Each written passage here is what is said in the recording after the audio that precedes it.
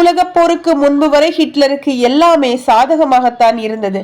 முடிந்தவரை யூதர்கள் அனைவரையும் ஒழித்து கட்டிவிட வேண்டும் என்று இன வெறியும் இரத்த வேட்கையும் ஹிட்லரை ஆட்டி படைத்தது. இக்காலகட்டத்தில் மட்டும் கொலைக்களங்கள் அமைக்கப்பட்டு விஷவாயுக்கள் உட்பட பல துன்புறுத்தல்களை அரங்கேற்றி 57 லட்சம் யூதர்கள் கொல்லப்பட்டதாக ஆய்வாளர்களின் பதிவுகள் கூறுகின்றன. அதோடு முதல் உலகப் போரில் ஜெர்மனியின் தோல்விக்கு காரணமான இங்கிலாந்து, பிரான்ஸ் ஆகிய நாடுகளை பழிவாங்க நினைத்தார் ஹிட்லர். முன்னறிவிப்பு ஏதுமின்றி போலந்து மீது போர் தொடுத்தார். இதுதான் இரண்டாம் உலகப் போருக்கான அச்சாரமாக அமைந்தது. ஜெர்மனிக்கு எதிராக இங்கிலாந்து, பிரான்ஸ் ஆகிய நேச நாடுகள் என்ற பெயரில் ஒருங்கிணைத்தன. இன்னொரு புறம் ரஷ்யாவும் ஜெர்மனி மீது போர் தொடுத்தது. இது இரண்டாம் உலகப் போராக உருவெடுத்தது. ஆனால் பிரான்ஸ், இங்கிலாந்து, ரஷ்யா ஆகிய நேச நாடுகளிடம் ஹிட்லரின் சாகசங்கள் பலிக்கவில்லை. ஜெர்மனியை இந்த நாடுகள் வளைத்து